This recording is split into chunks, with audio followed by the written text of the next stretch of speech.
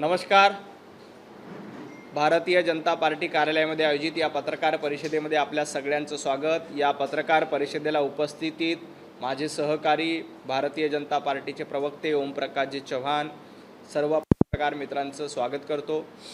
उभाटा गटाचे खासदार जनाब संजय राऊत यांनी आज पत्रकार परिषद घेतली आणि राज्यसभेच्या निवडणुकीमध्ये कशा पद्धतीचं गणित आहे हे सांगण्याचा प्रयत्न केला. परंतु संजय राऊत यांच्या डोक्यामध्ये जे गणित आहे ते वेगळं आहे. संजय राऊत यांना असं वाटतं की राज्यसभेवर यावेळेला उभाटा गटाचा खासदार निवडून जाऊ नये. यावेळेला राज्यसभेला उभाटा गटाला संधी मिळू नये, कारण यावेळेला राज्यसभेला उभाटा गटाला संधी मिळाली तर प्रियंका चतुर्वेदी राज्यसभेवर खासदार म्हणून निवडून जातील. प्रियंका चतुर्वेदी खासदार होऊ नये यासाठी संजय राऊत स्वतः प्रयत्न करतायत आणि यावेळेला राज्यसभेची निवडणुकीमध्ये उभाटा गटाला जागाच मिळू नये यासाठी संजय राऊत यांच्या डोक्यामध्ये गणित चाललंय. त्यामुळेच जनाब संजय राऊत पहिल्या दिवसांपासून राज्यसभेवर शरद पवार साहेब हे निवडून गेले पाहिजे अशी भूमिका सातत्यानं मांडतायत. मुळामध्ये आदरणीय शरद पवार साहेबांना राज्यसभेवर जायचं का नाही जायचं याबद्दल पवार साहेबांनी अद्याप भूमिका स्पष्ट केली नाही. परंतु प्रियंका चतुर्वेदींना राज्यसभेवर संधी मिळू नये म्हणून जाणीवपूर्वक संजय राऊत हे शरद पवार साहेबांचं नाव पुढे करण्याचा प्रयत्न करतायत आणि प्रियंका चतुर्वेदी राज्यसभेवर निवडून जाऊ नये हा संजय राऊत यांचा प्रयत्न आहे. त्यांना माहिती आहे की प्रियंका चतुर्वेदी राज्यसभेवर निवडून गेल्या तर पुन्हा येणाऱ्या काळात आपल्याला देखील राज्यसभा मिळणार नाही, कारण येत्या काही दिवसात संजय राऊत यांच्या राज्यसभेची टर्म देखील संपणार आहे. उभाटा गटाला राज्यसभेचा एकच कोटा मिळेल आणि त्याच्यामध्ये जर का प्रियंका चतुर्वेदी निवडून गेल्या तर आपली संधी जाईल ही भीती देखील संजय राऊतांना आहे.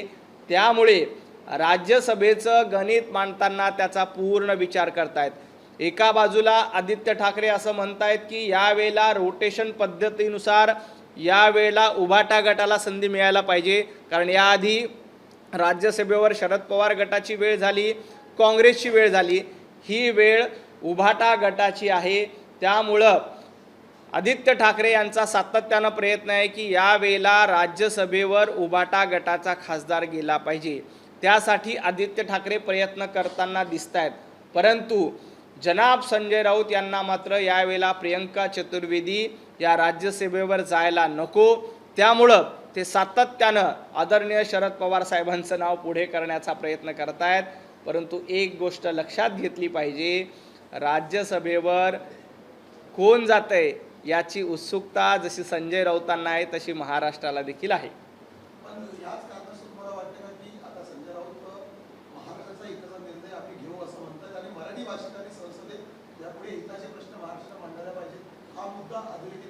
जाणीवपूर्वक संजय राऊतांनी आज पत्रकार परिषद घेताना मराठी भाषा हे का करतायत, कारण प्रियंका चतुर्वेदी यांचं नाव पुढे येतंय. प्रियंका चतुर्वेदी उभाटा गटाकडनं निवडून गेल्या तर पुढच्या वेळेला संजय राऊतांना संधी मिळणार नाही. मग आता मराठी कार्ड खेळण्याचा प्रयत्न करतायत. जेव्हा मागच्या वेळेला प्रियंका चतुर्वेदींना निवडून दिलं तेव्हा मराठीचा मुद्दा नव्हता का? तेव्हा तुम्हाला मराठीचा अजेंडा मराठीचा मुद्दा आठवला नाही. आता मात्र जेव्हा प्रियंका चतुर्वेदी यांची वेळ येते तेव्हा मात्र तुम्ही मराठीचा मुद्दा मराठीचा अजेंडा मांडणारा राज्यसभेत तुम्हाला उमेदवार हवा आहे. हे संजय राऊत यांची एक डोक्यातली चाल आहे आणि ही चाल यासाठी आहे की प्रियंका चतुर्वेदी यांचा पत्ता कट करायचा, आदित्य ठाकरे यांचा पत्ता कट करायचा प्रयत्न संजय राऊत यांच्या मार्फत जाते. कारण एका बाजूला आदित्यजी ठाकरे सातत्यानं सांगतायत की ही वेळ उभाटा गटाची आहे राज्यसभेला पाठवण्याची, परंतु संजय राऊत आदित्य ठाकरेंचा पत्ता देखील कापण्याचा प्रयत्न करतायत का हा देखील माझा सवाल आहे.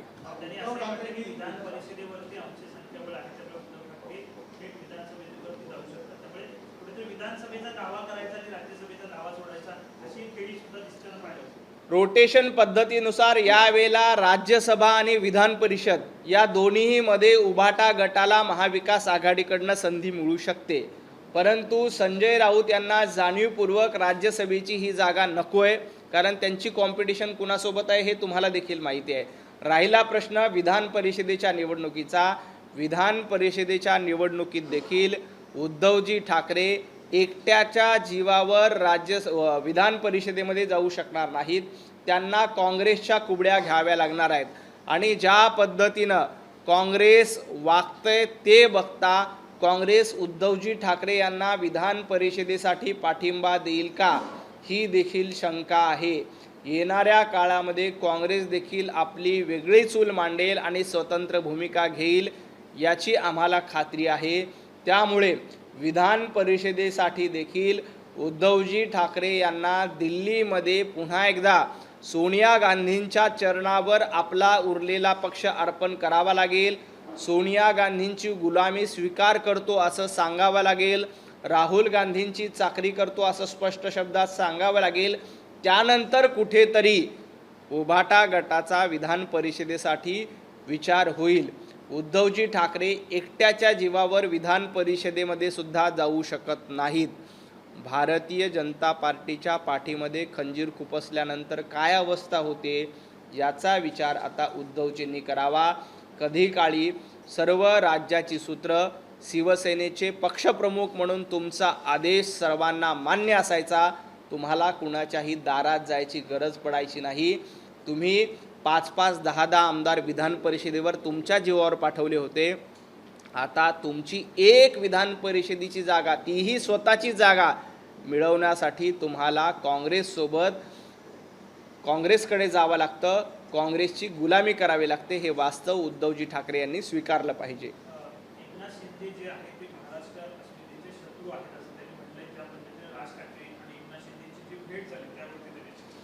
राज ठाकरे आणि एकनाथजी शिंदे यांची नंदनवन येथे भेट झाली आणि आग मात्र दुसरीकडे लागली. संजय राऊतांच्या भांडूपच्या नाक्यावर धूर निघायला लागला. कारण एकनाथजी शिंदे आणि राज ठाकरे हे दोघं भेटले की भांडूप नाक्यावर जळफळाट व्हायला लागली. कलानगरमध्ये जळफळाट व्हायला लागली. एकनाथजी शिंदे आणि राज ठाकरे हे दोघेही भेटले.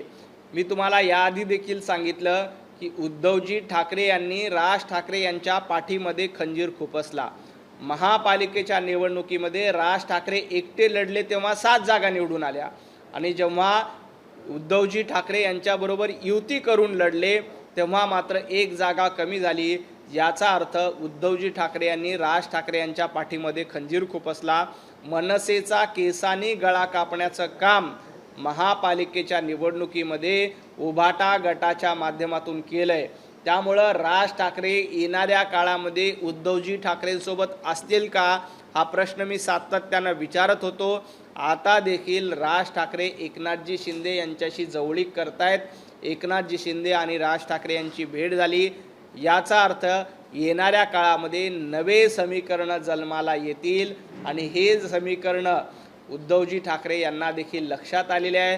त्यामुळंच त्यांचा हा जळफळाट होतोय. राहिला प्रश्न एकनाथजी शिंदे महाराष्ट्राचे शत्रू आहेत का मित्र आहे, तर याच्यावर महाराष्ट्रातल्या जनतेनं शिक्कामोर्तब केलंय. एकनाथजी शिंदे हे महाराष्ट्राच्या हिताचे निर्णय घेतात. एकनाथजी शिंदे यांनी वंदनीय हिंदू हृदय सम्राट बाळासाहेब ठाकरे यांचे विचार पुढे नेण्याचं काम केलंय आणि बाळासाहेब ठाकरे यांची शिवसेना काँग्रेसच्या दावणीला बांधण्यापासून वाचवण्याचं काम एकनाथजी शिंदे यांनी केलंय. त्यामुळं महाराष्ट्राचे खरे शत्रू महाराष्ट्राचे कोण असतील तर ते वंदनीय हिंदू हृदय सम्राट बाळासाहेब ठाकरे यांच्या विचारांना तिलांजली देणारे उभाटा गटाची लोक ही खऱ्या अर्थानं महाराष्ट्राचे शत्रू आहेत. सोनिया गांधींच्या चरणावर आपला पक्ष अर्पण करणं म्हणजे महाराष्ट्राशी आणि मराठी माणसाशी धोकाधडी करणं आहे, हे उद्धवजी ठाकरे यांनी केलंय. त्यामुळं महाराष्ट्राचं हित एकनाथजी शिंदे बघतात, तर महाराष्ट्राचं अहित हे संजय राऊत आणि उद्धवजी ठाकरे यांच्या मार्फतून केलं जातं.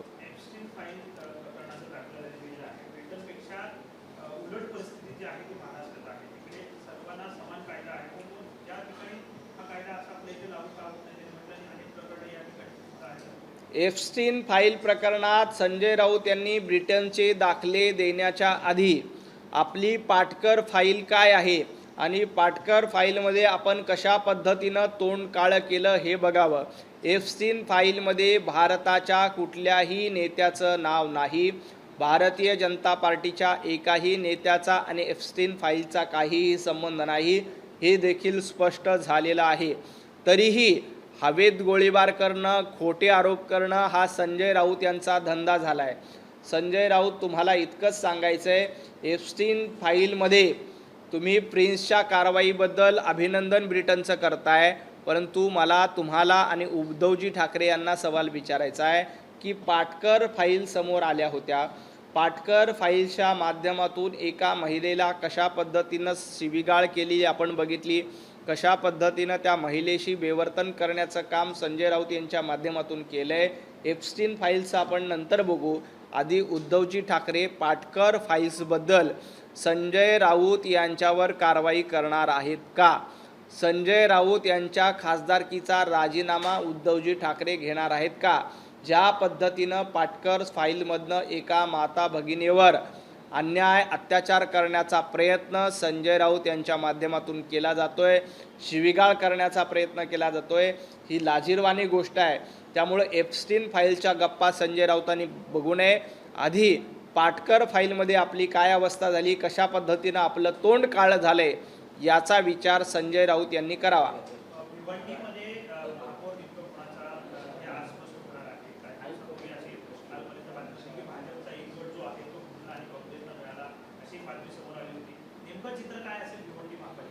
भिवंडी महापालिकेमध्ये थोडा वेळ थांबा, वेट अँड वॉचची भूमिका घ्या। भिवंडी महापालिकेमध्ये योग्य तो निर्णय होईल। भिवंडीचा निर्णय हा अतिशय चांगला निर्णय होईल। थोडा वेळ थांबा, अनेक सरप्राइजेस भिवंडी महापालिकेत आपल्याला बघायला मिळतील।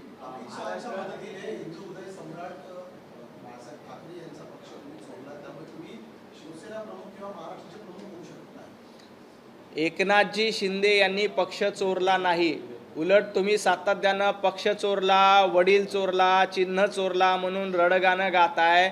मुळामध्ये एकनाथजी शिंदे यांनी खरी शिवसेना जिवंत ठेवली, अन्यथा उभाटा गटानं काँग्रेसबरोबर लांगुलचालन केलं, काँग्रेससोबत आघाडी केली।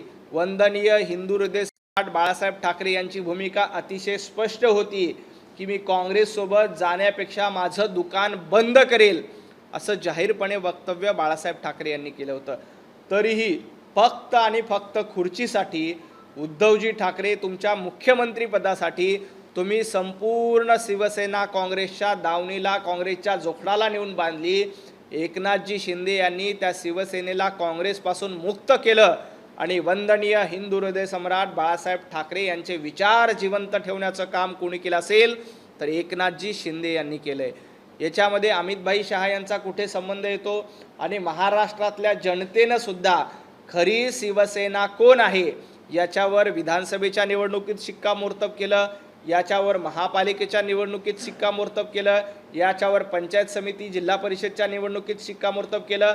उद्धवजी ठाकरे 25 महापालिकेमध्ये तुम्हाला भोपळा देखील फोडता आला नाही, याचा अर्थ तुमची डुप्लिकेट शिवसेना आहे, तुमचा उभाटा गट डुप्लिकेट आहे आणि एकनाथजी शिंदे यांची शिवसेनाच खरी आहे। राहिला प्रश्न अमितभाई शहा यांचा, तर राहुल गांधी यांची बेनामी उपशाखा म्हणून महाराष्ट्रामध्ये उभाटा गटाचं अस्तित्व आहे। राहुल गांधी यांची बेनामी उपशाखा म्हणून महाराष्ट्रामध्ये उभाटा गट आणि संजय राऊत, उद्धवजी ठाकरे काम करतायत, हे महाराष्ट्रातल्या जनतेनं ओळखलेलं आहे। निवडणूक आयोगाने आता मोठी घोषणा केलेली आहे, महाराष्ट्रात SIR जे आहे ते एप्रिलपासून सुरुवात होणार आहे। निश्चितपणे देशभरामध्ये SIRच्या माध्यमातून मतदार यादीमध्ये काही चुकीची नावं, बोगस नावं मोठ्या प्रमाणात घातली गेलेली होती, ते दूर करण्याचं काम SIRच्या माध्यमातून केलं जातंय। देशभरामध्ये या अभियानाची यापूर्वी सुरुवात झाली होती, परंतु महाराष्ट्रामध्ये जिल्हा परिषद, पंचायत समिती, स्थानिक स्वराज्य संस्थांच्या निवडणुका असल्यामुळं ते काम लांबणीवर गेलं होतं। आता येणाऱ्या काही दिवसापासून हे काम सुरू होतं आहे, त्याबद्दल आम्ही मनापासून या निर्णयाचं स्वागत करतो। बोगस, बांगलादेशी, घुसखोर या सगळ्यांची हकालपट्टी या SIRच्या माध्यमातून होईल आणि मतदार यादी, उद्धवजी ठाकरे सुरुवातीपासून मतदार यादी सुधारण्याचा आग्रह करत होते, राज ठाकरे सुरुवातीपासून मतदार यादी सुधारण्याचा आग्रह करत होते, आता SIR होतंय, माझं राज ठाकरे आणि उद्धवजी ठाकरेंना देखील विनंती आहे की तुम्ही देखील या अभियानाचं स्वागत केलं पाहिजे आणि जी बोगस नावं आहेत, दुबार नावं आहेत, फक्त मराठी दुबार नावावर आजपर्यंत तुम्ही शंका उपस्थित करत होता. आता येणाऱ्या काळामध्ये सर्व दुबार नावं हटवली जातील. त्याबद्दल मी या निर्णयाचं मनापासून स्वागत करतो. भाजपचे आमदार योगेश सागर यांनी काल मुंबईतील कांदिवली परिषदेमध्ये छापेमारी केली होती. त्या ठिकाणी मोठ्या संख्येने ड्रग्ज आणि काही अवैध वस्तू आढळल्या होत्या. कशा प्रकारे सांगणार यापुढे अशा प्रकारचा प्रकार खपवून घेतला जाणार असा इशारा पण योगेश सागर यांनी दिला. मुंबई ड्रग्ज मुक्त करण्याचं अभियान मुख्यमंत्री देवेंद्रजी फडणवीस यांनी यापूर्वीच घोषित केलेलं आहे. ड्रग्जबद्दल राज्य सरकार अतिशय संवेदनशील आहे. कुठल्याही प्रकारे मुंबई असो, महाराष्ट्र असो, कुठेही ड्रग्सचा कारभार चालणार नाही. याबद्दल गृह खातं देखील तातडीनं पावलं उचलते. काल योगेशजी सागर यांच्या मतदारसंघात असा काही प्रकार झाला तर त्या प्रकरणामध्ये तातडीनं कारवाई करण्यात आली. इथून पुढे महाराष्ट्रातल्या किंवा मुंबईतल्या कुठल्याही भागामध्ये ड्रग्स किंवा त्या संदर्भातले काही गोष्टी असतील तर गृह खातं निश्चितपणे त्यावर कडक कारवाई केली जाईल. माननीय मुख्यमंत्री देवेंद्रजी फडणवीस साहेबांच्या स्पष्ट सूचना आहेत की कुठल्याही पद्धतीनं ड्रग्स पेडलर यांना खपवून घेतलं जाणार नाही. ड्रग्ज मुक्त मुंबई करण्याचं भारतीय जनता पार्टी आणि महायुतीचं स्वप्न आहे. ते येत्या काही दिवसात लवकरच पूर्ण होणार आहे. नवनाथजी, यवतमाळ पुसदमध्ये ATS ची कारवाई झाली. तरुणांची माती बडकवली जात आहे. तलवारी आणि इतर गोष्टी देखील हस्तगत केलेल्या आहेत. फुटबॉल खेळणाऱ्या तरुणांना त्या ठिकाणी रेडिकलाइज केलं जात होतं. कसं पाहता महाराष्ट्रात कुठेतरी एक अंतर्गत दहशतवाद पसरवण्याचं काम सुरू आहे. काही लोक जाणीवपूर्वक महाराष्ट्र धगधगता राहिला पाहिजे, महाराष्ट्र जळत राहिला पाहिजे यासाठी प्रयत्न करतायत. परंतु गृह खातं, पोलीस अधिकारी अतिशय सक्षम आहेत. अशा पद्धतीनं महाराष्ट्र पेटवण्याचा, महाराष्ट्रामध्ये दहशतवादी कारवाई करण्याचा कोणी प्रयत्न करणार असेल तर त्याच्यावर निश्चितपणे कारवाई केली जातील. यवतमाळमध्ये जे काही झालं ते पोलीस अधिकाऱ्यांना तातडीनं कारवाई केली आणि यापुढे इतर कुठल्याही शहरामध्ये अशा पद्धतीची दहशत खपून घेतली जाणार नाही. दुसरा प्रश्न आहे नरहरी झिरवळ यांच्या संदर्भातला. त्यांच्या कार्यालयात जो भ्रष्टाचाराचा प्रकार समोर आला, त्याचे विविध स्कीम समोर येत आहेत. कुठेतरी कन्सेशन्स भ्रष्टाचारामध्ये देखील दिलं जात होतं. त्याचबरोबर काही विशेष खुणा होत्या, त्यावरनं तिथले रेट ठरत होते. धक्कादायक वास्तव हे समोर आलेलं आहे. एकाला कारवाई देखील झालेली आहे. भारतीय जनता पार्टी आणि महायुतीच्या सरकारमध्ये कुठेही भ्रष्टाचाराला थारा दिला जात नाही. याचं उत्तम उदाहरण म्हणजे नरहरी झिरवळ यांच्या कार्यालयामध्ये मंत्रालयात झालेली कारवाई. जर का भ्रष्टाचाराला पाठिंबा घालायचा विषय असता तर अशा पद्धतीनं मंत्रालयात कारवाई झाली असती का? तर कारवाई झाली नसती. भ्रष्टाचाराबद्दल झिरो टॉलरन्स आहे. त्याच्यामुळंच अशा पद्धतीनं चुकीचं काम करत असेल तर त्यांनाही पाठीशी घालणार नाही. मंत्रालयामध्ये बसून देखील कोणी चुकीचं काम करणार असतील तर त्यांना देखील सोडणार नाही. हा संदेश या कारवाईच्या माध्यमातून दिलाय. त्यामुळं यापुढे महाराष्ट्रात भ्रष्टाचार खपून घेतला जाणार नाही. जिथं कुठं भ्रष्टाचार करत असेल तक्रार आल्यानंतर लगेच कारवाई केली जाते. हेच या उदाहरणातून स्पष्ट होतंय. आणि नरहरी झिरवळ यांच्या कार्यालयामध्ये जी काही प्रकरण समोर येत आहेत त्या प्रकरणाची गांभीर्यानं दखल ही घेतली गेलेली आहे आणि या सगळ्या प्रकरणामध्ये कारवाई होते. शिवसेनेच्या गोट्यातून एक बातमी समोर येते की मुंबई महापालिकेवरती 1.25 वर्ष जरी भाजपचा आता महापौर दिसेल त्यानंतर शिवसेनेचा महापौर बसू शकतो. इतकंच नाही तर प्रमुख समित्यांची देखील अदलाबदल केली जाऊ शकते. असं याबद्दलचं कुठलंही धोरण नाही आहे. भारतीय जनता पार्टी आणि महायुतीचाच महापौर मुंबई महापालिकेमध्ये बसलेला आहे. त्यामुळं 5 वर्ष महायुतीचाच महापौर मुंबई महापालिकेवर असेल आणि महायुतीचाच भगवा मुंबई महापालिकेवर फडकलेला आपल्याला बघायला मिळतोय. खूप खूप धन्यवाद.